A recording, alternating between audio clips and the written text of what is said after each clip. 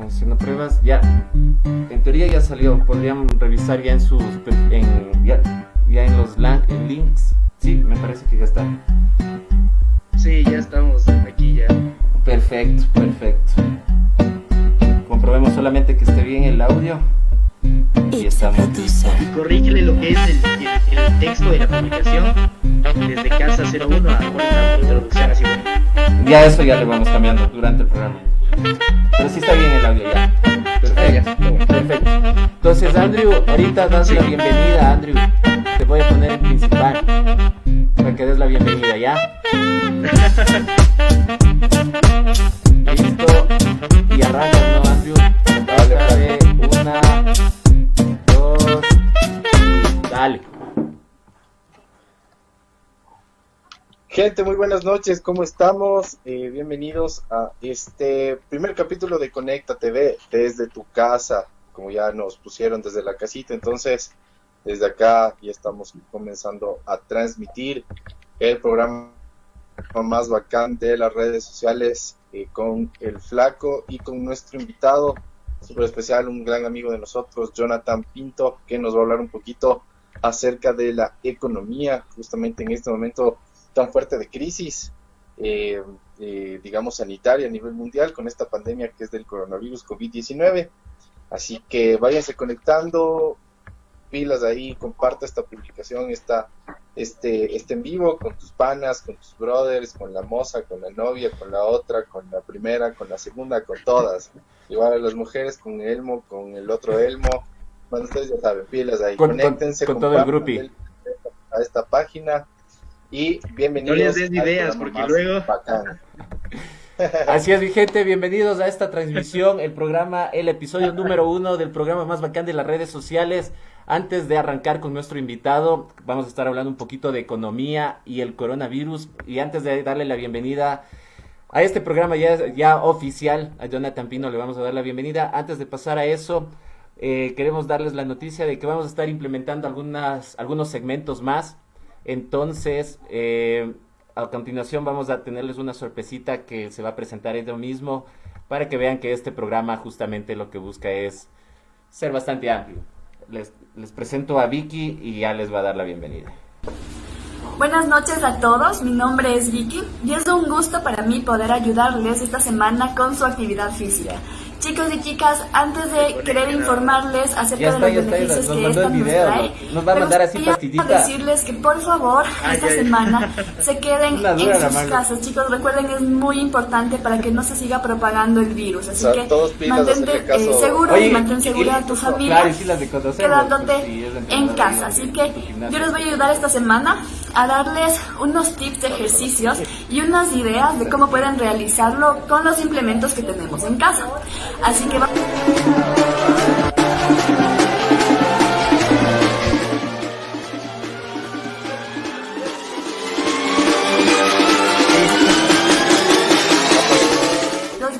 nada complicado trabajar en tu casa, solo tienes que ser un poco creativo y aparte no necesitas de mucho tiempo. Así que nos vemos mañana con un poco más de rutinas de ejercicio y un poco más de tips de alimentación, así que no te lo pierdas.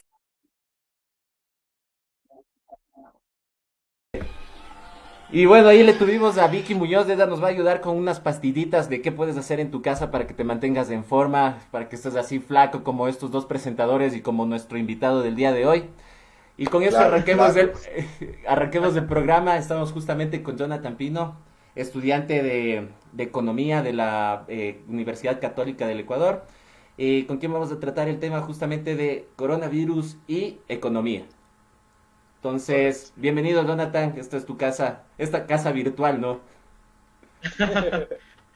Bueno, muchas gracias a todos, principalmente por la invitación. Pienso que estos espacios son demasiado importantes para poder aprender y hacer reflexiones en torno a la sociedad global y a la coyuntura que nos abarca tanto nacionalmente como internacionalmente, pero sin dejar a un lado la monopolización de la conversación y dejándole hablar esta vez sí al Andresito, por favor. Sí, verdad es. Es tanto así de que tienes... Y antes de arrancar, más bien Andrés, para que no digas que monopolizo el micrófono, te dejo a ti los saludos de la gente que se va conectando y pues arrancamos también la entrevista de una vez. Ya, justamente eso. Bueno, Brady Martínez nos manda un mensajito, dice: hola, estimada Brady, muchísimas gracias por conectarte. Estoy con un poquito de problemas acá, un poco el internet lento, ¿no? De ahí dice Tomás Tambi, dice: ¿qué tal, compañeritos? Saludos desde Ibarra, nos saludan desde Ibarra, súper bien. Perfecto. Un saludote allá a esa ciudad tan linda que es Ibarra. Vamos a ver quién más se va conectando.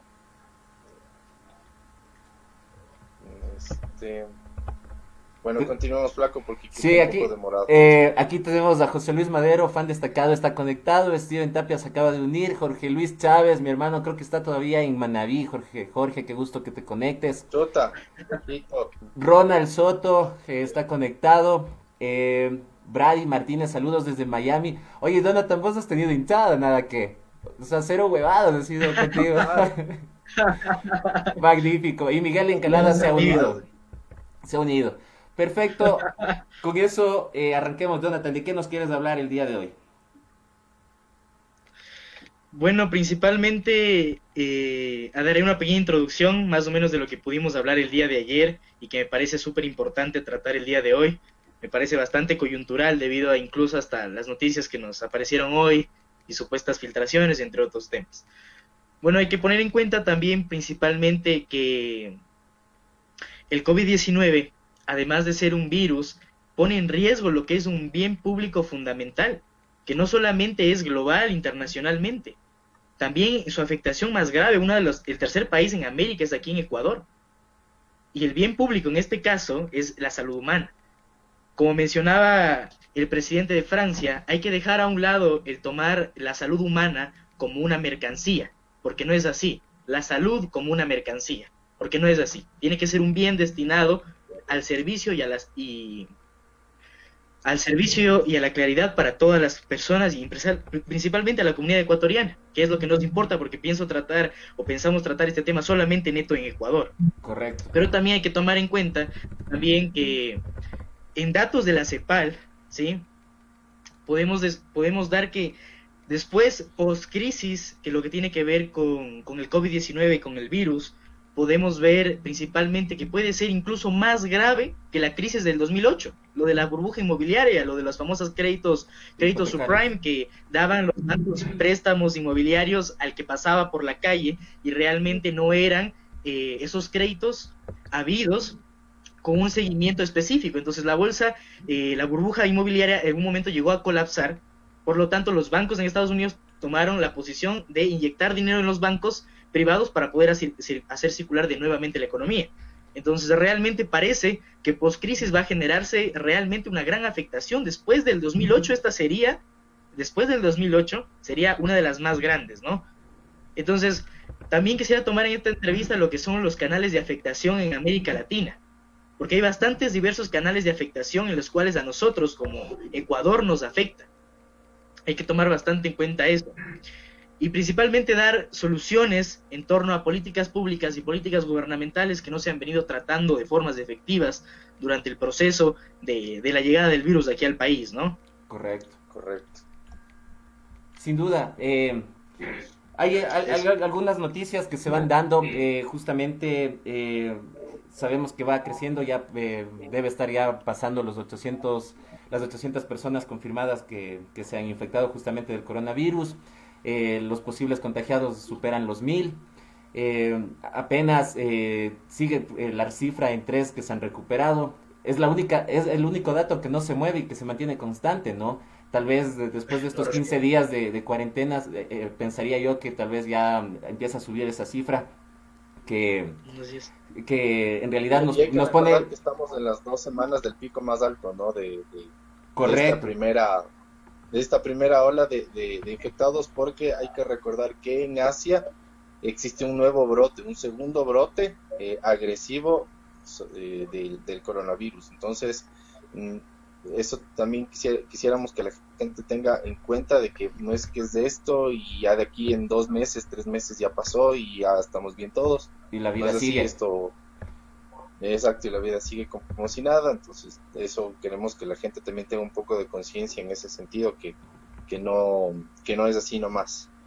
Así es, son datos bastante interesantes, pero a esto yo quiero agregarle algo más, y más o menos habíamos comentado contigo, Jonathan, sobre el tema de la economía familiar. Estamos de una semana bastante crucial, sobre todo en la economía de los hogares, porque prácticamente es la semana más dura habitualmente, que es la de fin de mes, y ya estamos viendo justamente el tema de ese 60% que estaba considerado con empleo pleno, digamos, ya se ve reducido sus ingresos o empiezan ya a consumir de sus ahorros, por un lado. Segundo, hemos visto ya en diferentes redes sociales justamente el tema de familias que ya están pidiendo ayuda prácticamente, de que no tienen recursos, que no tienen qué comer, básicamente, y esto lo vuelve bastante más crítico la situación. A esto de una vez quisiera informar, justamente el día de hoy ya se activó la plataforma, la web, básicamente para las personas que deseen hacer donaciones. Esto es dar una mano sin dar la mano. Pueden ingresar a la web y ahí básicamente van a poder ustedes hacer donaciones de 5, 10, 15 dólares que van a ser canalizadas, convertidas en alimentos, en implementos básicos para justamente llegar a estas familias que lastimosamente están sin recursos. Por un lado, para hacerte una pregunta puntual, Jonathan, a esto también se ha sumado el discurso, tal vez puede ser populista, pero sin duda bastante llegador, el del presidente de El Salvador, de Nayib Bukele, en donde justamente manifiesta, y digamos que es el clamor del pueblo ecuatoriano también, y por no decirlo de Latinoamérica, de decisiones así de radicales, en tal sentido de que exigió básicamente a la banca privada, a los empresarios de El Salvador, que justamente nadie va a pagar sus deudas de estos 3 meses, y esas deudas van a ser más bien divididas en los años que estén manteniéndose. Y básicamente fue una imposición desde el gobierno y que sin duda va a ser tomada con visto bueno, y aquí ha tenido reacciones bastante positivas, sobre todo en los jóvenes. ¿Cómo hacer? Y ahí va la pregunta, Jonathan. ¿Cómo hacer justamente en este momento de crisis para que, dada la crisis económica que estamos ingresando ya, y tú lo has manifestado de que va a ser mucho más grave que la burbuja inmobiliaria de algunos años atrás, qué hacer el país, o desde la economía familiar, desde lo más sencillo de lo que es darle $1.25 a tu hijo que va al colegio, para que justamente los escasos recursos con el cual va a estar el país alcancen? ¿Qué hacer? Es la pregunta. Bueno, hay que tomar en cuenta que realmente va a haber grandes afectaciones en términos de Producto Interno Bruto per cápita, como lo señalaba ayer, en los ingresos personales de cada persona, el Producto Interno Bruto Nacional dividido para el número de población que tenemos en el país. Hay que tomar en cuenta que existe una interrupción en las cadenas de producción. Por lo tanto, la empresa de alguna manera se ve afectada en términos de exportación, en términos de desempleo y en términos de dificultades para cumplir las obligaciones que tienen con el Estado. Correcto. Entonces, hay que tener bastante en cuenta que la canasta familiar básica está en unos $720 aproximadamente. Hay que tomar en cuenta que el sueldo mínimo está aproximadamente en $400. Entonces, esas son bastantes afectaciones por los siguientes motivos. Va a generar desempleo. Al momento en que las empresas no produzcan, no generen ingresos, y ellos siempre previan la generación de utilidad, en esas circunstancias, lo que se va a ver es un recorte de personal para recortar presupuesto. Por eso es las medidas drásticas del presidente Bukele de El Salvador, debido a que al momento de generar ingresos, el empresario solo se preocupa no de los ingresos, sino de la utilidad, de la ganancia que va a generar para él mismo o para los dueños o para los socios de la empresa en este caso. Entonces, como les decía, el día de ayer se necesitan políticas públicas o gubernamentales que vayan efectivizando cada vez más y optimizando los recursos.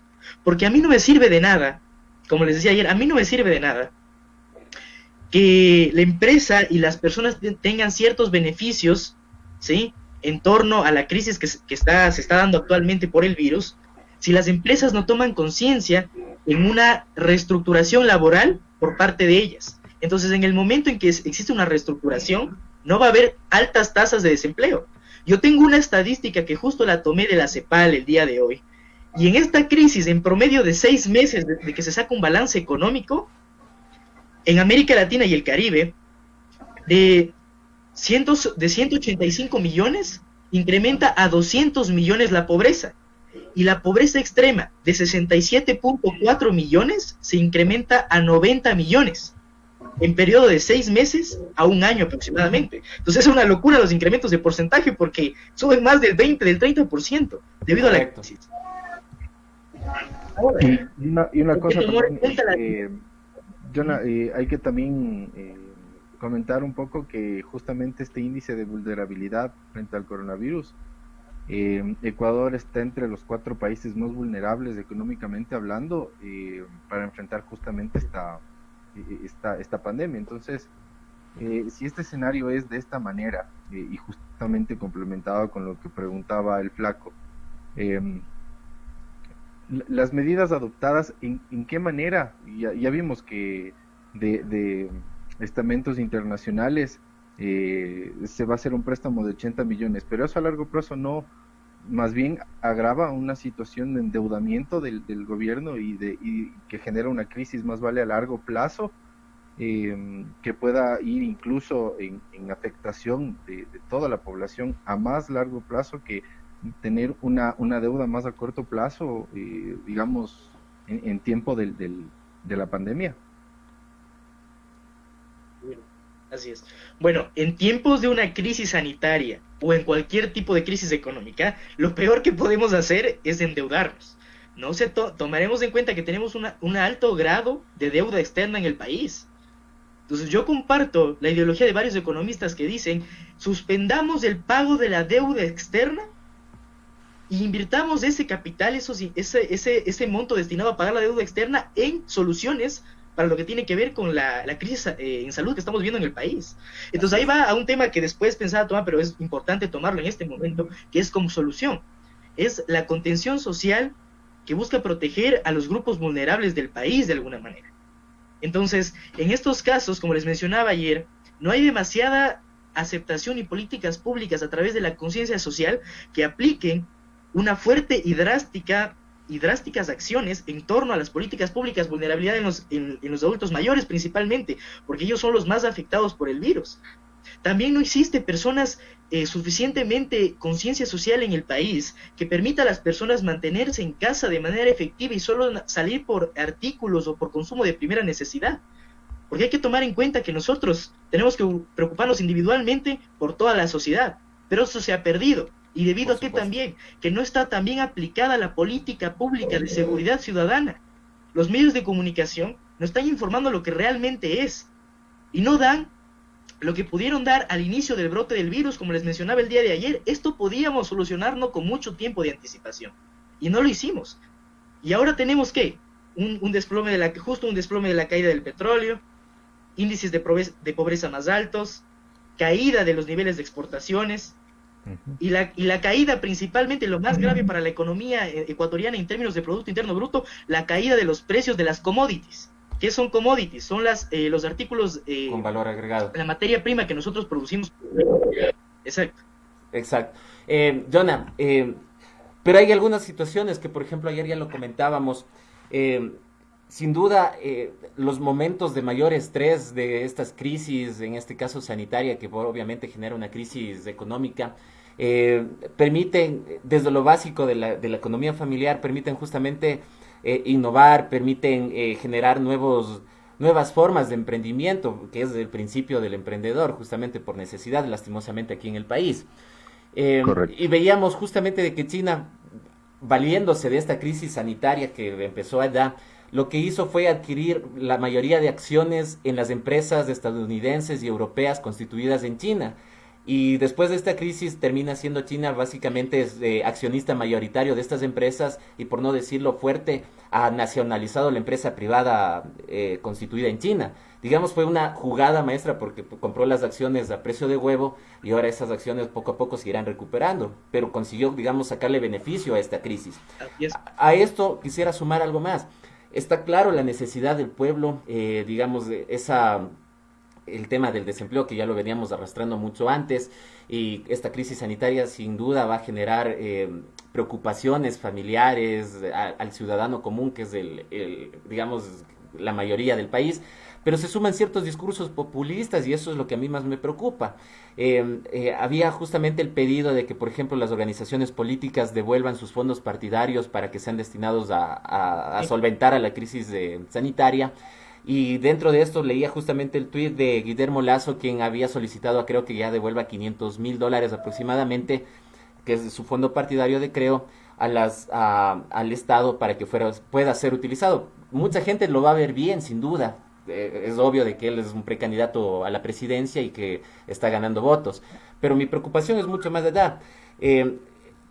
Así como lo hizo China para aprovechar el momento, la circunstancia, van a terminar aprovechando de ciertos políticos muy marcados hacia la derecha. El momento de que las organizaciones políticas devuelvan sus fondos, y que se haga popular el devolver el fondo partidario, hablemoslo directamente, lo que terminas degenerando es que justamente la organización política no permita hacer el equilibrio ideológico del Estado y nuevamente terminas elitizando el poder, porque sin duda, y teniendo claro de que el fondo partidario no es utilizado para campañas, sino para justamente capacitación, formación política, ideológica, pero a la larga lo que terminas haciendo es no formando cuadros en las organizaciones políticas y empeorando ya la crisis de partidos que existía mucho antes de la crisis sanitaria, y terminas elitizando para que justamente uno de los requisitos principales para querer ser candidato para cualquier cosa justamente sea tener dinero. Y entonces el común hablador, digamos así, de la sociedad no va a poder aspirar a un puesto, a un cargo justamente de representación, porque no va a tener obviamente los recursos que necesita para llegar.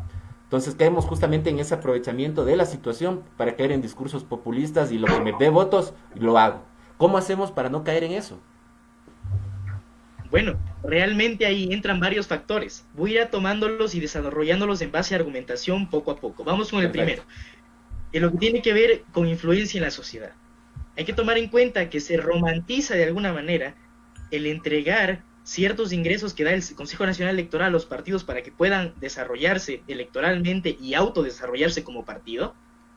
Entonces, de alguna manera eso romantizan al momento de esos ingresos entregarlos para de alguna manera solventar la capacidad en términos de solución de este conflicto que vivimos en el país sanitario. Correcto. Entonces, a mi forma de ver, con estos lentes, no está nada correcto.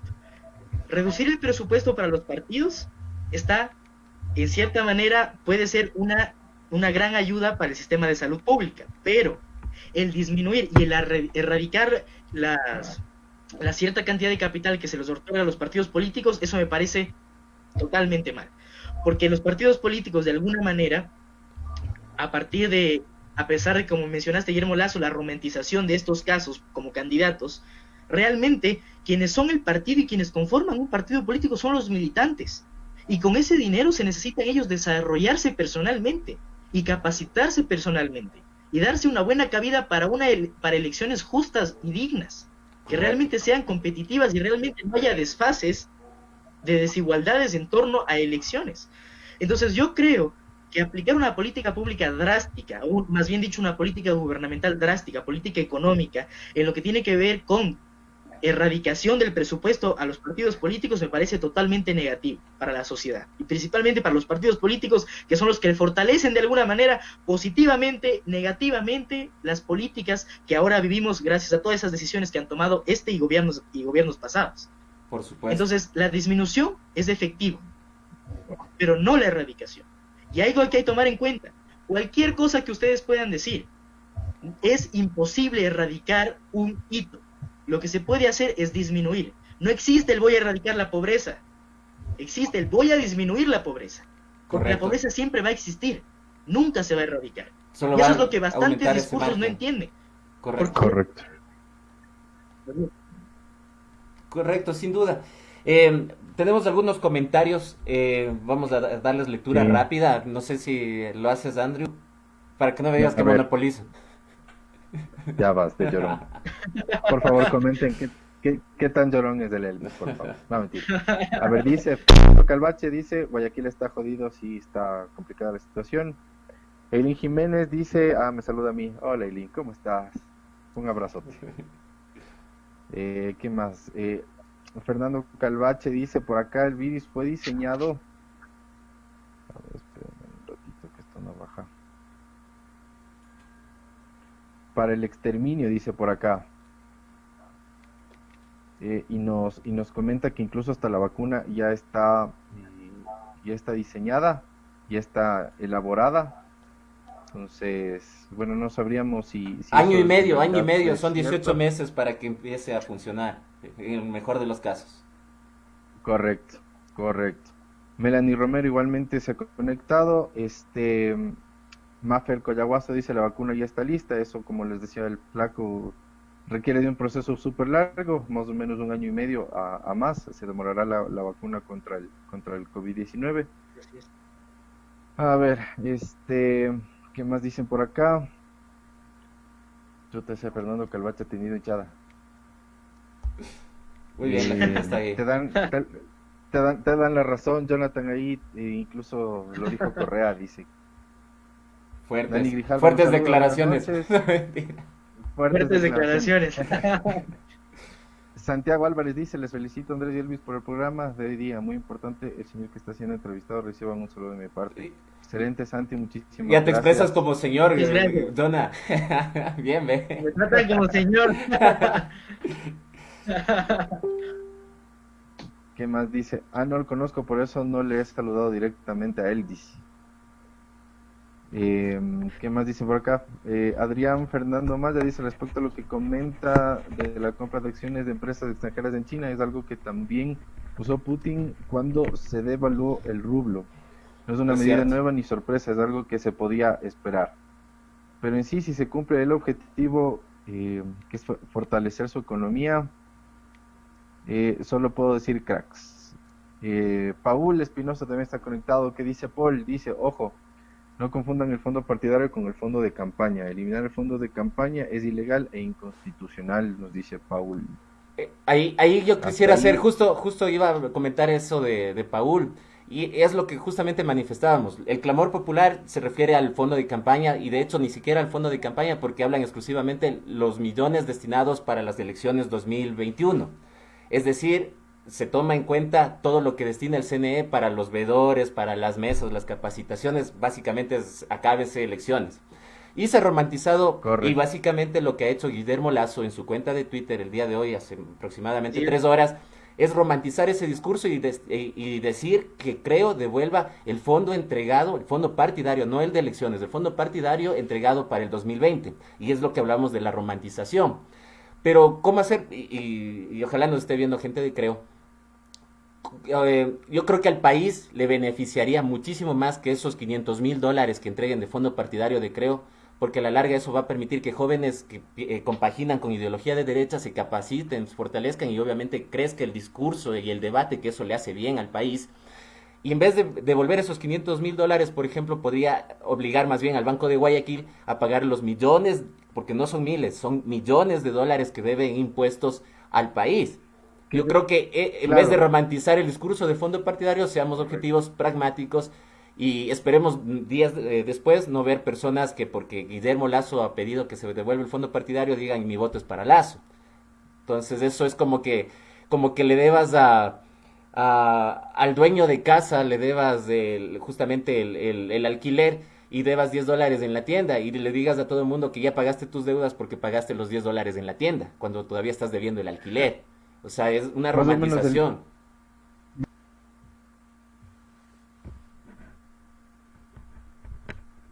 Se nos fue el audio. Andresito, no se te escucha. Ahí, pensé que se nos fue acá, perfecto.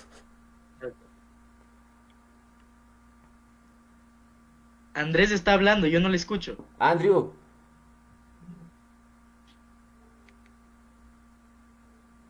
Otra vez tuvimos el mismo problema de ayer.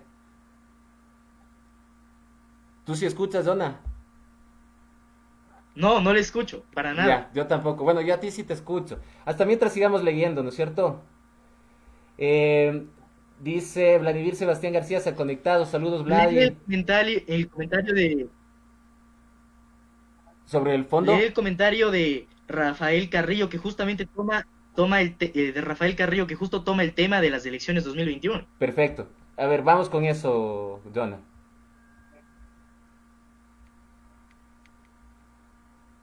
Rafael. No le encuentro a Rafael.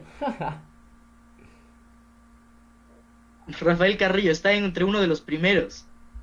O bueno, después de... Pero si tú lo tienes ahí, léelo, Jonah, de... y contestemos de una vez, no hay problema. Yeah. Okay. Buenas noches a todos, saludos a mi gran amigo Jonathan Pino, un gran saludo hermano. ¿Qué opinan de usar el presupuesto de las elecciones 2021 en la emergencia sanitaria que vivimos en estos momentos los ecuatorianos? Para eso en este momento ya lo acabé de aclarar y recalcar que realmente una eliminación no es lo necesario para este país, porque existen los recursos, claro que existen, pero no son bien distribuidos ni bien aplicados de una forma efectiva en la que deberíamos hacerlo a través de política económica y política monetaria que beneficia a la sociedad civil, en este caso desarrollo económico, que quiere decir bienestar social, bienestar de los ciudadanos. Otra cosa que quería acotar en esto es que realmente es importante el no dejarnos influenciar a través de la mala democratización de la comunicación que no existe en el país. Porque previan, como la sabemos naturalmente, los intereses de cada uno de los medios de comunicación y partidos que llevan a fin con los medios de comunicación. Entonces, la solución para la crisis sanitaria y emergencia que vivimos en el país no es eliminar y hasta cierto punto tampoco reducir el presupuesto partidario. Que de por sí ya se redujo, ¿no? Que de por sí ya se redujo, más bien dicho. No es esa la solución. La solución es, con los ingresos que tenemos, optimizarlos de manera efectiva y empezar a trabajarlos de la manera correcta que debimos hacer desde el principio. Políticas públicas y gubernamentales principalmente en torno a las acciones para prevenir, para contener y para evaluar los casos del COVID-19 que se están dando en el país actualmente. Correcto. Y también una campaña, en vez de lávate las manos, mejor haz conciencia social y no salgas de la casa. Correcto. No aproveches las vacaciones que no son vacaciones para salir de la casa. Hay que tomar en cuenta que todos los gobiernos en la historia trascendental que se ha vivido nos han ocultado cosas, y eso es normalidad. Y en esta situación no sabemos netamente qué es lo que está sucediendo en verdad, porque la primera persona afectada que llegó en el país que falleció, resulta que dieron que no tuvo y realmente sí tuvo. Y empiezan a nacer estas cuestiones, hasta cierto grado conspiraciones también que nos trata el gobierno. Correcto. A través de la mala política pública de democratización de la comunicación, como ya lo mencioné, en torno a los medios de comunicación. Entonces, netamente la solución no es quitar presupuesto a los partidos, es usar los recursos que tenemos para poder hacer del Ecuador un lugar mejor. Si ya no pudimos contener esto, al menos resolvámoslo de una forma efectiva, como debimos hacerlo hace un par de semanas, hace 15 días. Y eso realmente el brote... Y a eso le quisiera sumar, Jonah, justamente lo hablábamos de ayer. O sea, el poder lo que hace es justamente de que los que están más abajo se maten entre ellos. Entonces, ahorita, en lugar de tal vez cuestionar esos fondos que reciben las organizaciones políticas, aquí el cuestionamiento es puntual, que el gobierno no ha generado recursos, no ha generado desarrollo, no ha generado empleo, y no estamos peleando migajas, cuando en realidad los bancos le deben millones al país, no solo bancos, empresas, corporaciones, le deben al país, y no estamos viendo ese compromiso, lo que tú hablabas justamente, esa conciencia social. Yo recuerdo justamente en el tiempo de la recesión económica que existió hace unos años atrás, las grandes empresas estadounidenses apoyaron y aportaron económicamente a Estados Unidos para que pueda salir, digamos, y sostenerse. ¿Por qué aquí en el Ecuador, y la pregunta puntual, por qué aquí en el Ecuador no vemos ese compromiso de las grandes empresas con este país que básicamente es el que ha hecho que generen esos grandes, esas grandes cantidades de dinero? Ok, para eso voy a dar una pequeña introducción y voy a lanzarme a leer la introducción de uno de los artículos científicos que yo publiqué en torno a la empresa para que más o menos tengan la idea de lo que va esto, ¿no? Porque es importante tratarlo. Entonces hay que tomar en cuenta que ese apoyo por parte de la empresa privada al país no se da debido al recorte que ellos hacen en niveles o más bien incremento en niveles de precios en impuestos a lo que tiene que ver con la salida de la importación de productos, ¿no? de aquí, y también la exportación de alguna manera. Entonces, para suplantar eso, lanza el Ministerio de Inclusión Económica y Social un proyecto que se llama Exporta Fácil, que realmente no es las cantidades necesarias que se deben dar. Además que ciertos puertos aquí en el país, de alguna manera, están ciertamente monopolizados por las clases y por los sectores que realmente tienen más acogida a nivel hasta incluso políticos. Entonces, para esto me quiero permitir leerles esta introducción, que fue un artículo que me parece súper importante tratar, y es la siguiente. Actualmente la desigualdad y la mala aplicación de las políticas públicas en torno al emprendimiento nacional han causado grandes afectaciones al sistema económico de las pequeñas familias y personas emprendedoras, al no existir una competencia digna dentro de ciertos mercados monopolizados, ocasionando una desigualdad de oportunidades que dará cabida a una desestabilización en los bolsillos de las PYMEs. Con PYMEs me refiero a pequeña y mediana empresa, ¿no? Perfecto. La cuestión para considerar es la siguiente, y lo hago en forma de pregunta. ¿Qué verdaderas afectaciones económicas traen las desigualdades en las PYMEs? ¿Cómo esperamos que la empresa privada, con tantos baches que pone el gobierno para su propio desarrollo, al no dar seguimiento para que los pequeños emprendedores y las PYMEs logren desarrollarse y volverse en empresas consolidadas e incluso sociedades, no va a dar cabida a ningún apoyo por parte de ellos? Y hay que tomar en cuenta que la mayor cantidad, 7 de cada 10, como mencionabas ayer, Elvis, emprende por cuestión de necesidad y de desempleo. Hay ciertos emprendimientos que no nacen para generar utilidad, ni riqueza, ni beneficios. Nacen nada más para generar ingresos, para subsistir personal, individualmente y familiarmente. Entonces hay que tomar esas grandes afectaciones que nosotros tenemos en el país. Entonces yo pienso que la manera correcta es optimizar, porque ya están creadas las políticas públicas. Correcto. Optimizar, mejorar, renovar y crear otras que sean en destino de beneficio de la sociedad y no en beneficio de ciertos sectores privilegiados, de los cuales no les afecta en ningún momento, como mencionaba el presidente de El Salvador, este virus, esta crisis en términos económicos. Entonces hay que preocuparnos por las clases vulnerables, los pobres, la pobreza extrema, las personas en caso de vulnerabilidad, incluyendo los adultos mayores, y eso no toman en cuenta. Y que con eso se ve un gran nivel de liderazgo. Andrew, no sé si damos saludos a las personas que se van conectando y vamos leyendo las preguntas. Seguimos sin escucharte, Andrés. Bueno, mientras soluciona el Andrés, porque no se te escucha. Aquí nos dice Tovariz Alfredo. Bueno, saludemos a Lili Racines, que se ha conectado. Tovariz se ha conectado. Ariel Carito Leivac, saludos Ariel, qué gusto. Melanie Romero, saludos desde la provincia del Oro. Saludos, gracias por conectarte. Santiago Bolívar, ya los saludamos. Tovariz Alfredo plantea algo que me parece interesante, ¿no? Para justamente solucionar, me parece que ahorita lo que más se necesita son soluciones, dice. Más allá de las teorías perdón, ese no es, ese está después. Dice, la solución es acortar los tiempos en el calendario electoral para que en Ecuador exista elecciones baratas y no una de las más caras de la región. Ahí tenemos un planteamiento hacia una solución del problema en sí. Me parece que sería interesante poder analizar esa cuestión. Chino Guerrero se ha conectado, saludos Chino. Dice Santiago Bolívar, dice, para solventar un poco esta crisis el gobierno debería cobrar lo que deben los bancos y como dice el presidente Bukele, ahora es cuando los banqueros que más han ganado durante todo ese tiempo aporten solo el 20% de sus ganancias y todo se podría sobrellevar de una mejor manera. Jorge Luis Chávez se conectó, sé que estás en Quito, brother, gracias por conectarte. Néstor Gustavo Benalcázar está conectado, saludos a la parroquia de Guayabamba, por cierto. Felipe Cedeño, gracias por conectarte, Felipe. Y Cristian Quinatoa está conectado, saludos desde La Tacunga, gracias por conectarse. Las personas que nos están viendo, por favor, comenten, hagan sus preguntas, ahora es el momento. Y hasta que exacto, ya se desconectó Andrés, va a volver a conectarse y vamos a ver. Y bueno, son algunas inquietudes que van marcándose, ¿no?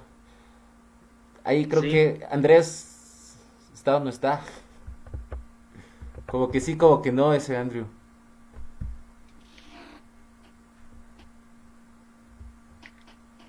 Hasta eso, ¿te parece si respondemos la pregunta en temas de acortar los tiempos? Perfecto. En el proceso electoral. Vamos con eso. Acortar los tiempos en los procesos electorales. Principalmente hay que tomar en cuenta que para determinar un calendario, o más bien dicho, una hoja de ruta en temporadas electorales, conjunto con el Consejo Nacional Electoral, vienen procesos de evaluación y destinación, tanto de fondos y recursos, como de las capacidades en las que van a tener, de infraestructura, etcétera, que se van a dar.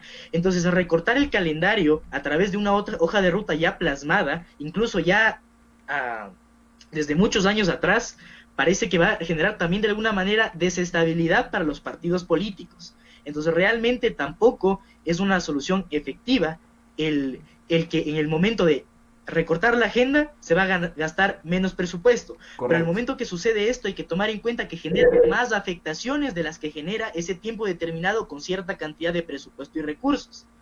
Entonces eso hay que tomar en cuenta. Entonces en el momento, en el periodo de elecciones, que es lo correcto, creo que al menos haber ya suspensión debido si es que esto va, como lo dice la CEPAL, de largo, como para 1 año, para 2 años, incluso hasta como mencionabas ayer, Elvis, con periodos cada vez constantes de lo que viene la emergencia sanitaria en el país. Correcto. Entonces, realmente por ahí va el asunto. Perfecto, Andrés, ahí nos escuchas. Aló, ¿me escuchan Sí, ustedes? Ahí está, perfecto. Continuemos, Andrew. Ahí sí se escucha bien. Perfecto, sí, ya era hora. Sí, gracias, sí, me estaban mandando mensajes internos diciéndome que no se me escuchaba. Perfecto. Sí, continuemos, creo que teníamos un poco más de comentarios. Sí, ahorita hay unos comentarios nuevos, después de Felipe Cedeño que está conectado. Cristian Quinatoa, desde ahí. A ver, veamos, aquí está. Y son unas preguntas, ¿no?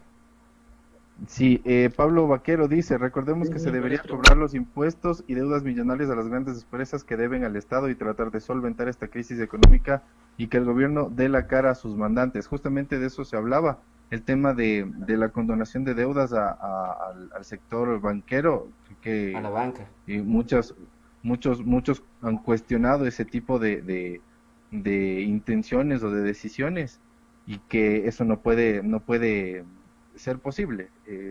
Le condonas una deuda millonaria a un banco y le sigues clavando y subiendo impuestos al pequeño empresario, al microempresario, a la gente que trabaja, etcétera, ¿no es cierto? Entonces eso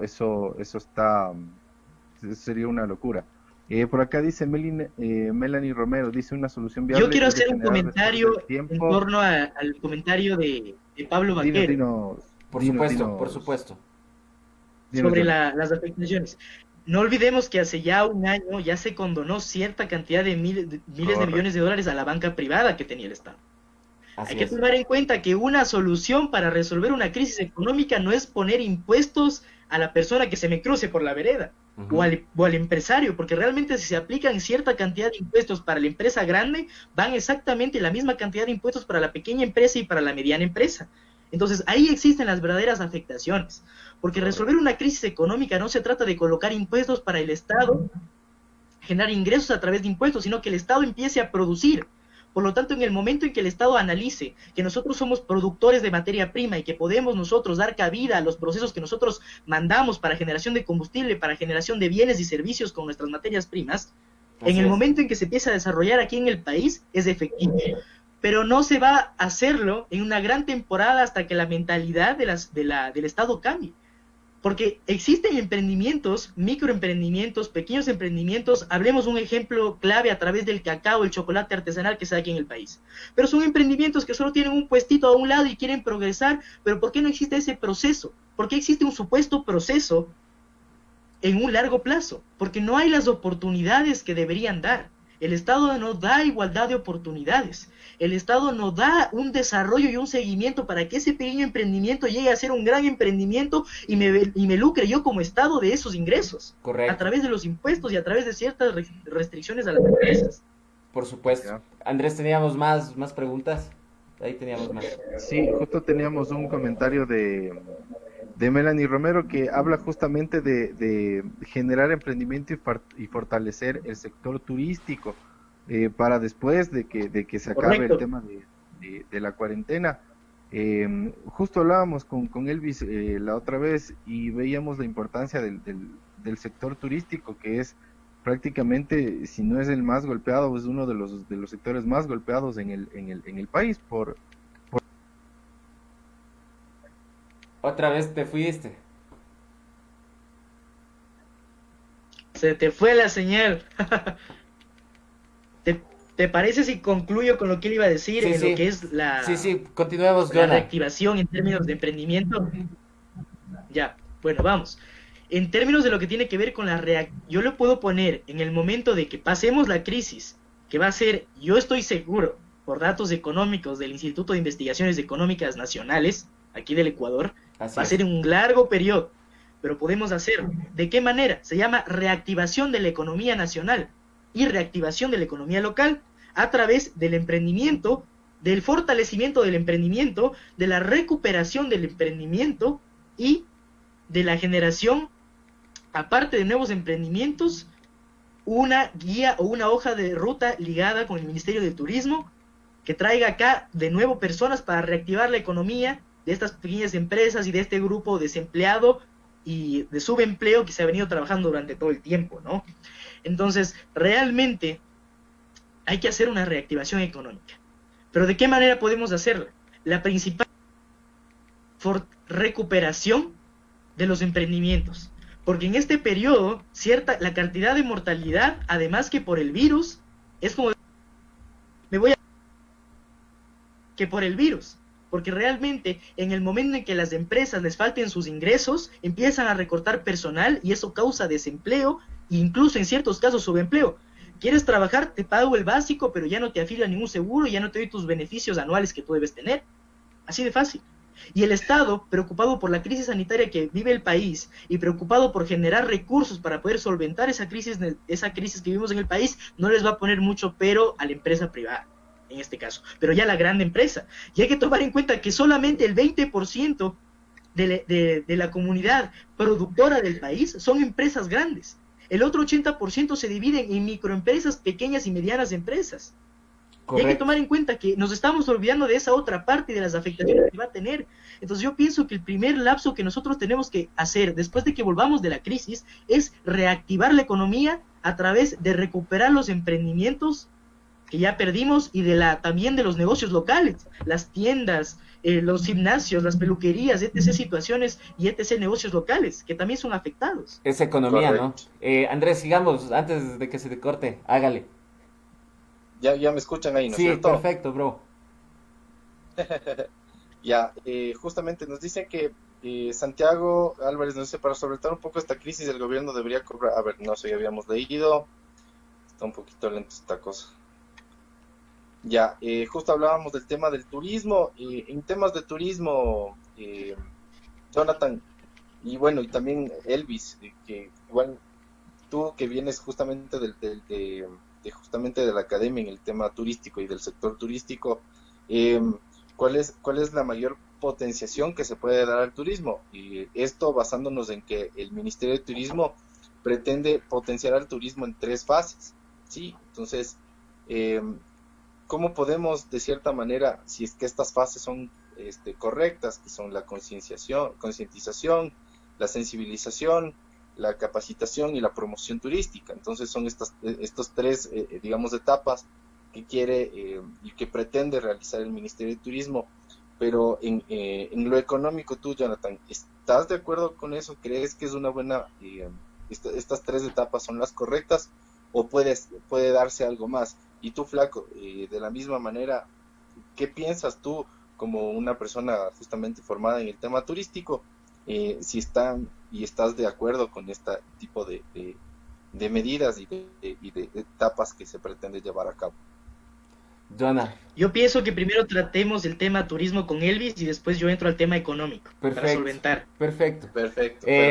Bueno, yo creo y considero más bien de que lastimosamente el turismo, y lo he dicho muchas veces en espacios, de que el turismo justamente es considerado la gallinita de los huevos de oro, que es plataforma política que está en los discursos políticos de muchos que se quieren lanzar justamente a ser candidatos, que son candidatos y se quieren, digamos, proclamar como electos, pero muy pocos de ellos en realidad saben o consideran cómo debería funcionar. Aparte de esto, tomando en cuenta de que el turismo mismo todavía está en un proceso de construcción, de identificación a sí mismo, si es que es una ciencia, si es una actividad, por eso tienes una rama de la turistología, la turismología, porque está en ese proceso de definición.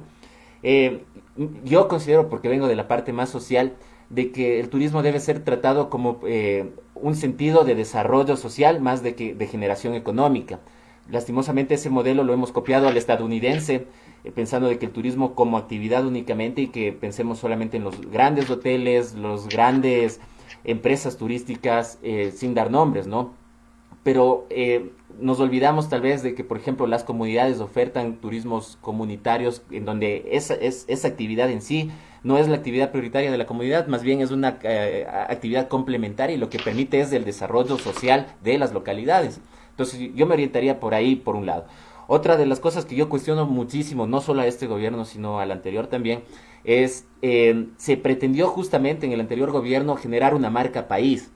Lastimosamente esa marca país ha sido botín político y como ya no nos llevamos con el anterior gobierno, entonces básicamente la erradicaron de todos los edificios, exacto. Cuando el primer paso justamente para fortalecer el turismo es constituir una marca. Y esa marca si no sirvió de nada el millón y tanto que se pagó para el spot publicitario en este evento allá en Estados Unidos, si es que eliminas marca país. No sirve de nada que elimines, que hayas gastado otro millón y pico trayéndole a Nicky Dan a que haga aquí su video, cuando en realidad estás eliminando la marca país que cuesta tanto tiempo y constituir eso. Más allá de que sea un tema político, creo que un tema partidista más que político, creo que eso no se lo ha manejado. Como también parte de lo que hago es política, yo creo que el turismo también se ha romantizado en el sentido de que le huye a la política y no ha logrado justamente generar espacios de convergencia que permitan plantear propuestas claras y hacia lo que debería ser el turismo. Y finalmente yo quisiera decir algo que espero no me odien la gente que esté viendo. Lastimosamente, y lo digo con cifras, el sector turístico el año pasado generó aproximadamente 130,000 plazas de empleo a nivel nacional. 130,000 plazas de empleo. En la base de datos, en el registro de la Seguridad Social, constan 13,000 personas afiliadas relacionadas al sector turístico. Es decir, menos del 3% de personas que se dedican al turismo cuentan con seguridad social. Es una de las actividades más precarizadas, por un lado. Segundo, los gremios que suponen la representación del sector turístico justamente representan intereses empresariales únicamente. No representan, y debería decirlo, o sea, estos gremios representan a dueños de estas empresas, no representan a esos 130,000 trabajadores que en su 98% no se encuentran afiliados. Y destaco de los errores del anterior y de este gobierno, justamente de que el turismo, a pesar de ser considerado sector estratégico, de apoyo para los sectores estratégicos, nunca estuvo vinculado a un proceso de capacitación que mencionabas, Andrés. Nunca aquí se trabajó, por ejemplo, qué perfil necesita el país para que salgan los estudiantes de turismo en las universidades. Más bien se prostituyó las carreras turísticas y se les entregó a las universidades particulares, en donde marqueteramente tú sacabas ingeniería en turismo, ingeniería en gastronomía, ingeniería en administración hotelera, que más allá del nombre en realidad no se vinculaban, y por eso hay esta precarización se debe desde ahí, de que en realidad no creas un perfil adecuado a lo que necesita el país. Eso mi opinión. Okay. Vamos por partes. A ver.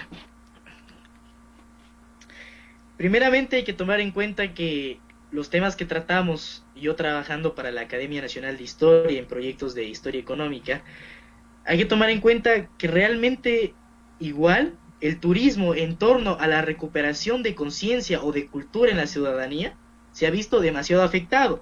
Y también un gran factor, en un gran porcentaje, es el desinterés de la ciudadanía por los proyectos de turismo y de recuperación de la cultura aquí en el Ecuador. Correcto. Eso es un dato que tenemos que tomar en cuenta. De ahí, como tú mencionabas, realmente sí existe una precarización en el mercado laboral en todos los sentidos, incluyendo el de turismo. Entonces, en ese momento nosotros tenemos, como mencionaba Andrés, ver alternativas. Esas alternativas que solventen las deficiencias que va a tener la precarización en el mercado, en este caso del turismo. Porque no se olviden que gran porcentaje de ingresos que mantienen las personas individuales, el negocio local, la pequeña empresa, son a través del turismo. Y es algo súper importante, porque el turismo no solo se encarga de traer a las personas y enseñarles lo que tiene el Ecuador, sino educarles a través de nuestra cultura. Correcto. Y enseñarles y recuperar nuestra cultura como ecuatorianos. Correcto. Entonces, me parece que este momento, como en economía neta, más que tratar el crecimiento económico, que quiere decir los ingresos o la riqueza, hay que tratar el desarrollo económico, lo que quiere decir el bienestar para la sociedad civil, lo que es mejor para generar plazas de empleo, para generar calidad de vida digna, para generar mercados de competencia perfectos, dignos y exactos. Entonces, por ejemplo, en términos microeconómicos, tenemos lo que es la pequeña empresa, la PYME, tenemos lo que es el negocio local, la tienda de la esquina, como lo mencionaba antes. Entonces, todo esto se ven afectados, porque a través del turismo hay muchos canales de producción, de comercio y de consumo, porque el turismo te lleva al hotel, a la playa, a los restaurantes, a diversos sectores en los cuales generas consumo no solo en una parte, ni en una persona o en un sector, sino en varios sectores y en diferentes sectores en su totalidad. Entonces, hay que tomar en cuenta esto. Yo pienso que no tenemos que romantizar, tenemos que formalizar los procesos en torno al turismo, aquí en el Ecuador, porque veo que aquí en el Ecuador tenemos gran riqueza en turismo y en cultura, y no la estamos aprovechando en explotación, pero no explotación de hacer daño, sino en explotación de nutrir conocimiento y de nutrir aptitudes. No la estamos tomando en cuenta, y me parece que eso es una de las cosas principales que tenemos que topar. Sin duda, totalmente. Andrew. Bueno, y voy a leer justamente unos comentarios nuevos. Hay como 58 comentarios, no sé si alcanza a leer todos, pero vamos a ver. La gente está súper conectada y súper prendida. Chef Fausto dice buenas noches, y justo es un tema de lo que hablábamos ayer. Jonathan dice, el generar un emprendimiento, si no tiene un seguimiento y apoyo desde las diferentes entidades gubernamentales y locales, no sirve de nada. Correcto. Tomando en cuenta que para generar un emprendimiento... Lo que hablabas justamente, Jonathan. Exactamente, y tenga éxito, justamente lo que hablaba. Número de procesos. Así es, correcto. Dice que requiere un sinnúmero de procesos y procedimientos para los cuales la gente no está ni preparada, no tiene conocimiento, no tiene capacitación. Y justamente traer a colación, ayer hablábamos del Impulso Joven, que era una campaña justamente de la Secretaría Técnica de Juventudes, pero que lamentablemente en todo el proceso que llevó a cabo desde su generación, a lo mucho apoyaría a 6 proyectos, de los cuales no se ha potenciado ni se ha establecido una marca en todo este tiempo. No se ha escuchado de alguno de estos proyectos que en realidad haya establecido su marca dentro del mercado y que haya podido comenzar a generar una competencia contra otras marcas. Correcto. Entonces, desde ese punto de vista, ¿qué nos puedes decir? Como un análisis chiquito, Jonathan. Ya, como un análisis chiquito para no irme como buen político de largo. A segunda vuelta. A darme la vuelta completa, puntualmente, ¿no? Como lo mencioné, y les invito a ver la transmisión en vivo que tuvimos del día de ayer, que es bastante lucrativa, la verdad.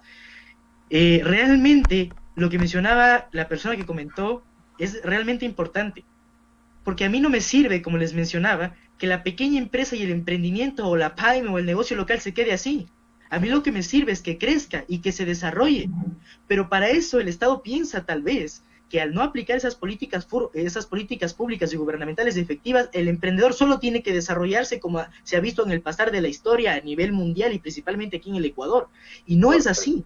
El Estado debe crear oportunidades y debe crear un seguimiento y un desarrollo para esa pequeña y mediana empresa que la transforme en una gran corporación o en una sociedad o una empresa grande en la que pueda generar, que sea generadora de empleo, aparte de generar empleo, generadora de ingresos a través de impuestos al país. Correcto. Pero eso no se ha tomado en cuenta. Uno de los sectores más vulnerables después de los adultos mayores es el emprendimiento nacional. Correcto. Y ahí, Dona, solo quiero interrumpir con un aporte que nos hacen aquí. Vladimir Ramos nos dice, necesitamos que venga inversión, justo de lo que hablamos en este momento, pero para eso debe existir seguridad jurídica. Y es verdad, se hizo un levantamiento de, digamos, una consulta a diferentes empresarios, y los países donde mayor inversión externa de empresarios existe son aquellos países donde existe seguridad jurídica. Al empresario en realidad no le importa la cantidad de impuestos que pague, lo que le importa es de que las reglas estén claras y esas reglas se mantengan para que su negocio sea productivo. Lastimosamente, porque no tenemos un proyecto político a largo plazo, aquí cada 4 años se cambian las reglas, y obviamente es hasta cierto punto, uno poniéndose en el papel del empresario, es riesgoso invertir, es un capital de riesgo. Claro, porque se retocan los modelos económicos, se retocan tasas, se retocan impuestos. Te cambian la marca. Es jugar a un tira y afloja donde los pequeños empresarios no saben... Te ponen restricciones. Correcto, o sea, no saben qué hacer, o sea, qué decisiones tomar a veces, y muchas veces los medianos y pequeños empresarios lo único que les toca es a veces tratar de sobrevivir o cerrar sus emprendimientos. Y eso es una falta también de visión de parte del gobierno en sus políticas gubernamentales, sus políticas públicas, de no generar justamente lo que hablábamos, esta estabilidad jurídica en las empresas. Así es. Y bien lo decías, Frank, o sea, tener las reglas claras del campo, súper bien, para que no exista incluso una competencia desleal en el mercado tampoco. Correcto. Sigamos los comentarios. Aquí hay principal... Sigue, Dona, tranquilo. Sigue, Dona. Bueno, aquí principalmente hay que tomar en cuenta algo, ¿no? Como decía al principio de la transmisión, no se trata de poner impuestos y más restricciones y condiciones al empresario, porque de esa manera no se genera ni riqueza para el empresario ni riqueza para el Estado, sino afectaciones que incluso pueden llegar a hacerle quebrar a la empresa debido a ciertas restricciones que tiene, porque la restricción causa consumo en la empresa y también causa desestabilidad fiscal, como ustedes lo mencionan. Pero hay que aclarar algo, que existen factores externos e internos en la economía, por lo cual, debido a sus afectaciones aquí en la economía del país, dan variaciones en lo que tiene que ver. Por eso es que se autodenomina lo que es desestabilización en lo que tiene que ver con la parte jurídica. Entonces, realmente esas afectaciones que a veces, como son esta de la crisis de salud, nos llega sin ni siquiera saber ni haber estado preparados. Por lo tanto, se toman medidas drásticas, pero no de la manera efectiva como lo que mencioné ayer. ¿Qué mencioné ayer? Juntar a la persona de toma de decisiones y juntar a las personas involucradas que van a ser las afectadas, principalmente negativamente, y también pueden ser afectadas positivamente, y llegar a un consenso mutuo que no cause disgustos por ninguna parte. Pero lo que se ha visto concebido en el país son políticas totalitarias y autoritarias en el momento de implantar lo que ellos creen que sea lo correcto, cuando ni siquiera es evaluado por todas las dignidades del Estado, como en este momento no veo ningún análisis del Banco Central, por ejemplo. Entonces hay que tomar en cuenta esas grandes afectaciones que tiene el país, correcto. Sí, quiero leer también hacer mención de un comentario. Dilo, Andrew, tranquilo, dilo más. Ya, justamente Alfredo nos comentaba que Justo. Se ha hecho de la inestabilidad y el error algo natural, dice. Los tiempos de antes implicaban una mejora en la calidad de la democracia y de buena política. Tampoco en gastos, dice. Los calendarios de antes respondían a una realidad diferente a la actual. En todo caso, el debate sirve para poner en la mesa de diálogo el tema. El sentido de nación debe primar ante todo. Eso es importantísimo. Y justamente a eso quería ir también, con retomar este tema del romanticismo político que varios actores lo están realizando, y uno de ellos sin duda es el vicepresidente Otto, que definitivamente se está, digamos, como una marca posicionando para una segura candidatura. Correcto. Entonces, el hecho de decirse que el vicepresidente se está poniendo al hombro el país, o que el alcalde, las decisiones, o que algún alcalde, o el prefecto de Azuay, el Yacu. O sea, correcto. Yo creo que parte de esa no romantización es que el ciudadano... O los líderes sindicales, de correcto. Los también. Y yo creo que parte de esa no romantización que debería existir es justamente que el ciudadano común entienda de que todo es político y que no está mal que sea todo político, pero que entienda de que si cumple un político que ya ha ganado, él cumple sus funciones y eso es lo que debe hacer, es su trabajo para qué lo eligieron. Tampoco resultemos muy crédulos en pensar de que todo es buenas voluntades. Quiero, justamente Alfredo nos manda lo que hablábamos hace algún momento, justamente acaba de anunciar Lenín Moreno que ha dispuesto justamente a Richard Martínez de eliminar los gastos innecesarios del próximo proceso electoral y reasignarlos a atender las prioridades de la emergencia sanitaria. Y aquí está, o sea, ese era el pedido puntual, pero la romantización hizo que creo entregue su fondo partidario. Claro, se den toda la vuelta y que seguramente eran de competir los partidos políticos para quién entrega más su fondo partidario. Claro. Y la gente va a aplaudir eso, lastimosamente, sin darse cuenta de que se está perjudicando a subir de nivel el discurso político, debatirlo de manera correcta y generar un país mucho más consolidado que parte de esos discursos ideológicos. Sí, justamente, y lo que pasa es que el hecho es que la gente está muy acostumbrada a este discurso populista, es decir, la gente no tiene una conciencia ni una cultura política arraigada en el ecuatoriano. Nosotros no nos preocupamos de la política los ecuatorianos, a menos que sea cada 3 o 4 años las elecciones. Y correcto. Justamente es uno de los planteamientos que hacía Alfredo, que se trate de disminuir el tiempo electoral, correcto, para que efectivamente se generen elecciones más baratas y yo creería incluso hasta que más reales, con candidatos que no tengan que gastar tanto presupuesto para una elección, digamos, en menos tiempo. Correcto, totalmente de acuerdo. Es crítico, ¿no? En realidad es crítica la situación. Bueno, chicos, aquí hay que tomar... Dile nomás, claro, sigue, Dona. Sí. Dale. No, aquí hay que tomar en cuenta algo primordial, ¿no? Que... Bueno, el Ecuador realmente necesita, ya hablando pragmáticamente, ya empíricamente, necesita un verdadero cambio, ¿no? Pero no el cambio de Guillermo Lasso, no, ese cambio no, sino un cambio en términos de... un cambio en términos de dejar de generar un gasto público innecesario para de esa manera no crear un déficit fiscal que sobrepase los ingresos del país. Imagínense un déficit fiscal que sobrepase los niveles o el ingreso de Producto Interno Bruto que tengamos en el país. La situación no está en poner impuestos, la situación no está en gastar más, la situación está en optimizar los recursos que tenemos para producirlos de una manera efectiva. Y tomando en cuenta lo que dijiste sobre el corte de presupuesto en torno al ministro de Economía y al presidente, y al ministro de Economía Richard Martínez y al presidente Moreno, hay que tomar en cuenta algo principal, que para una evaluación de estos casos no se las hace como lo hicieron en periodo de 3 días, se las hace incluso mensualmente, porque correcto, se tiene que reunir a la máxima autoridad monetaria del país, que es el Banco Central, se tiene que reunir con la superintendencia de compañías, con diferentes secretarías de Estado, con el gabinete presidencial. ¿Y para qué existe Instituto de Investigaciones Económicas Nacional?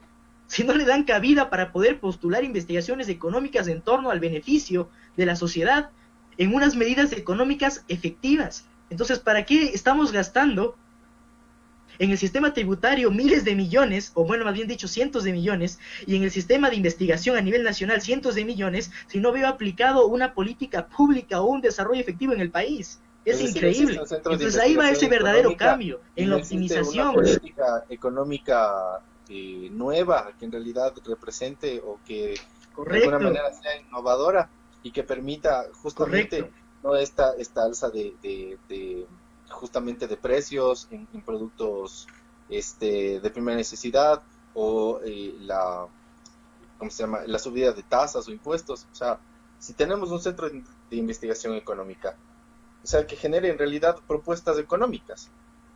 Correcto. Y que no les exista. Correcto. Totalmente de acuerdo.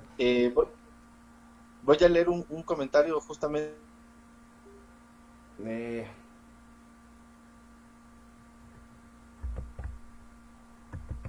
Tenemos fallitas.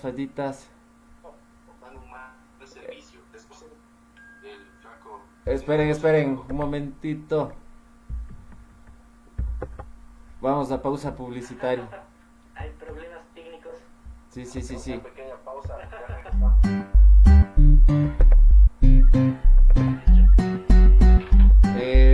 Les voy a cerrar de aquí ya. Volvamos a conectar.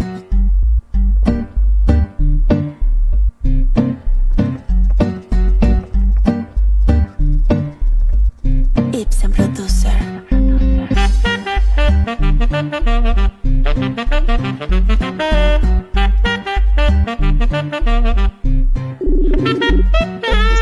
Vamos a darnos un descenso. Perfecto. Ahí estamos nuevamente. Y en 3, 2 y estamos. No, espérenme un momentito.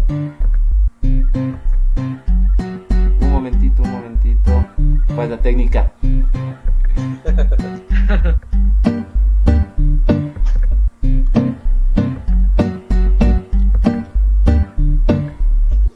Ibsen Producer.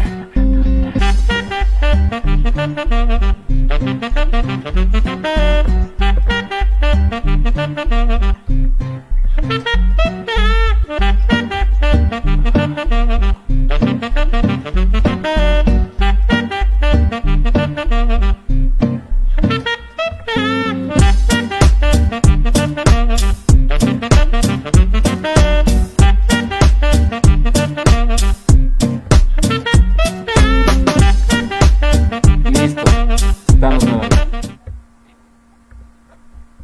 Perfecto. Ya estamos. Perfecto. Ya, justamente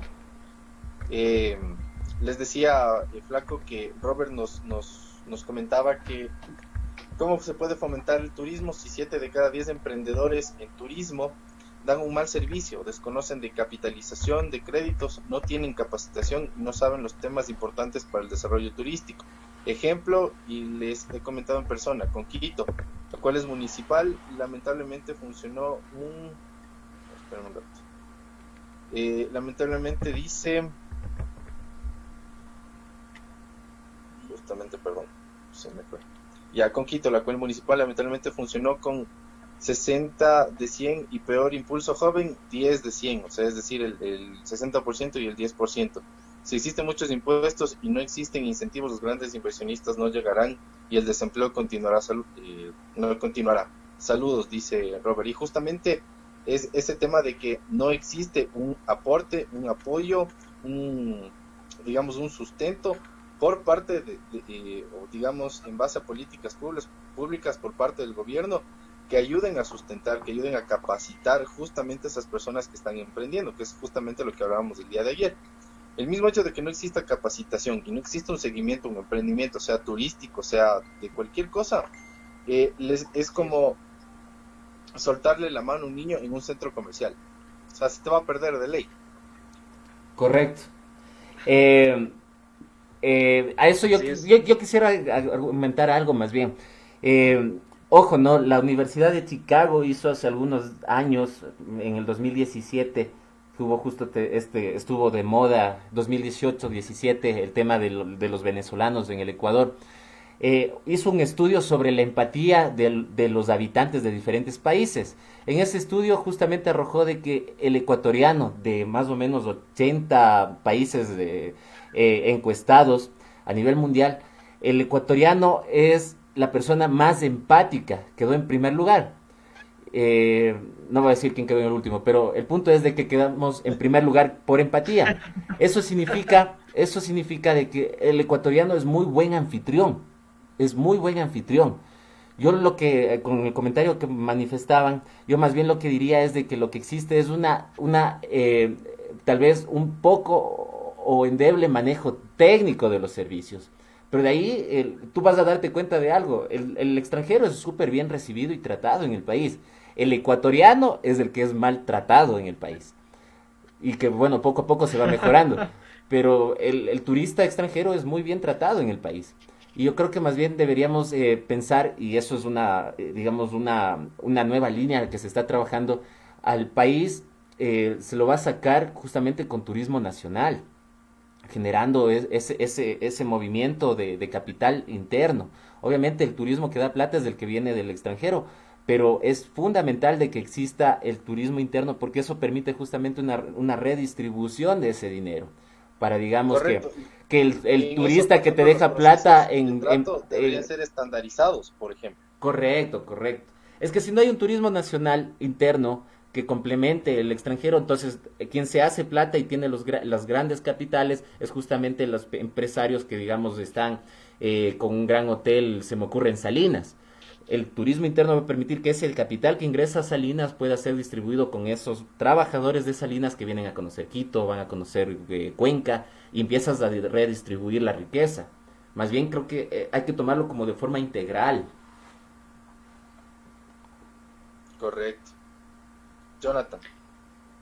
Bueno, realmente hay que tomar ahí un temita corto, pero que es de gran impacto. El Estado se liga con el turismo a través del fomento y del desarrollo que tenga él mismo, a través del Ministerio de Turismo, a través del Ministerio de Cultura, y realmente no se ve buenos canales de convenios bilaterales entre el Estado con las instituciones y con los emprendimientos o con las empresas de turismo que de alguna manera generen al país bienestar económico y social. Y comparto bastante con lo que dice Elvis en el momento en que dice y menciona que realmente también es necesario el turismo local, porque no solamente para los términos económicos, sino también para la recuperación de conciencia y cultura ecuatoriana. Y eso es súper importante. Así es. Correcto, totalmente de acuerdo. Unos últimos comentarios, Donna, tu último... no sé, Andrés, si leemos lo último que tenemos de comentarios para hacer un cierre ya con Donna. Espérame un ratito, Jonathan, da tu comentario final para terminar con los saludos. Perfecto. Bueno, como comentario final ya para terminar y dar finiquitación en lo que tiene que ver con esta transmisión, quiero decirles que realmente el Ecuador está pasando por momentos demasiado complicados, tanto económicos como sociales, como políticos, incluso hasta culturales. Es momento, ciudadanos ecuatorianos, debemos mantenernos más unidos que nunca, en el sentido de conciencia social, ponernos en los zapatos de los demás y saber que nuestras acciones podrán afectarles tarde o temprano a toda la ciudadanía ecuatoriana. Hay que tomar en cuenta que los ecuatorianos unidos, generando esfuerzo para poder salir adelante en términos económicos y en términos de bienestar social, podremos algún momento concientizar al Estado para que pueda tomar las medidas necesarias para resolver la crisis sanitaria que vemos en el país. Realmente esta crisis se va a extender por un largo tiempo, pero hay que mantenernos fuertes, estables y concisos. Y hay que hacer un autoanálisis para poder determinar las verdaderas acciones que yo debo tomar como ciudadano ecuatoriano. Porque no todo se trata de que el Estado tiene que hacer, sino también nosotros como ciudadanos ecuatorianos individuales tenemos que trabajar por un Ecuador mejor. Muy bien. Muchas gracias, chicos. Te vas a segunda vuelta, brother. Indiscutiblemente. Como los procesos electorales van a ser más cortos, entonces, tranquilo. Vamos con Andrés. Bueno, gente, yo quiero darles un poquito de información, un poco cruda para terminar. Creo que es importante que la gente comience a generar esta conciencia acerca de lo que se está viviendo a nivel mundial. Y quiero dar justamente los datos generales, no del país. Ustedes saben que, no sé si seguíamos con 789, creo que ya subimos en tema de, ya pasamos los contagios. 800. Ajá. Hemos sobrepasado los 800.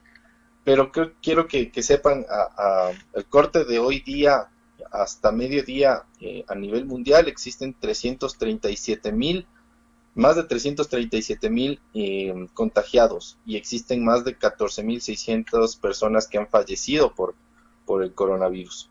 Entonces, no es un tema de dejarlo de lado.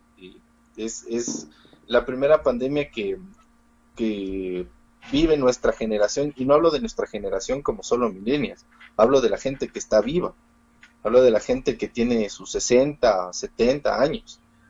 que no han vivido este tipo de lamentables hechos a nivel mundial. Correcto. Entonces, sí quiero, o sea, yo llamar como que a la conciencia de la gente.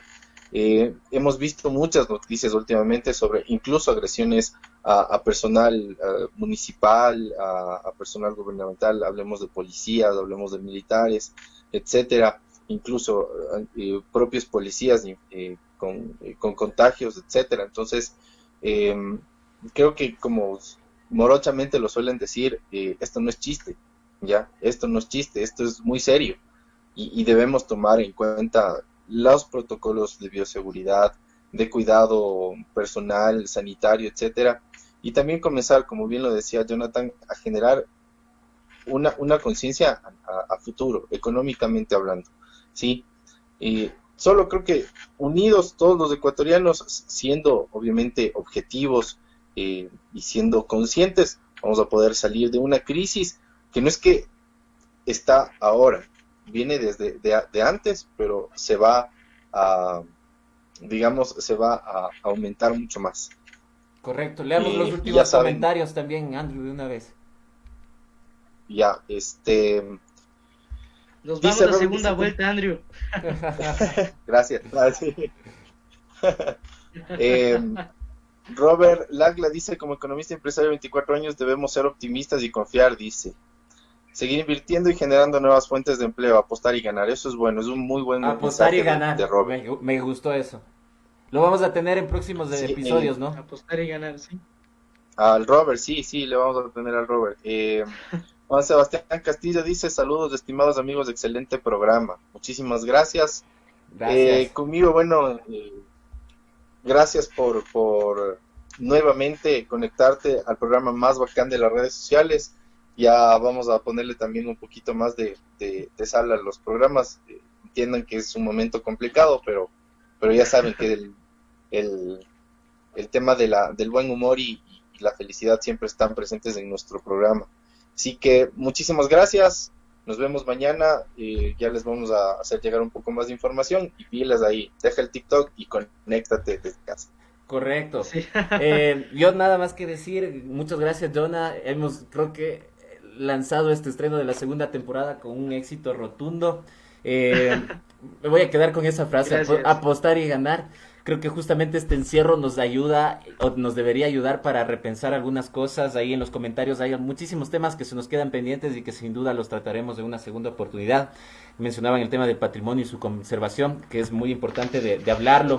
Juan Sebastián Castillo también estaba conectado, quería mandarle un saludo. Él pertenece a un grupo de escritores que el día de hoy a las 7 de la noche justamente hicieron transmisión en vivo sobre sus poemas, dado la cuarentena obviamente no podían salir, entonces hicieron a través de estos canales digitales llegar sus mensajes, sus obras literarias prácticamente. Entonces le envío un fuerte abrazo a Juan Sebastián.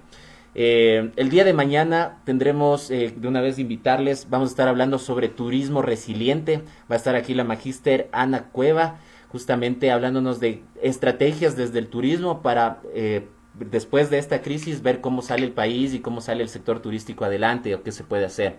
Entonces, cordialmente invitados. Y mañana también ya tendremos a Vicky dándonos unos tips de ejercicio para que todos esos cuerpos esculturales no estén flácidos y gordos al terminar esta cuarentena. Conmigo igual, muchas gracias. Búsquenos en redes, suscríbanse, denle like, compartan en nuestras redes sociales, YouTube, Instagram, Twitter. Y nada, arrancamos la semana. Esto es Conecta TV. Desde casa. Desde casa, así es. Y no se olviden, conciencia social para un futuro mejor. Perfecto. Ahí fue. Buenas noches a todos, mi nombre es Vicky y es un gusto para mí poder ayudarles esta semana con su actividad física. Chicos y chicas, antes de querer informarles acerca de los beneficios que esta nos trae, me gustaría decirles que por favor esta semana se queden en sus casas. Chicos, recuerden, es muy importante para que no se siga propagando el virus, así que mantente seguro y mantén segura a tu familia quedándote en casa. Así que Yo les voy a ayudar esta semana a darles unos tips de ejercicios y unas ideas de cómo pueden realizarlo con los implementos que tenemos en casa. Así que ¿qué tal está yendo en Izquierda Democrática ustedes?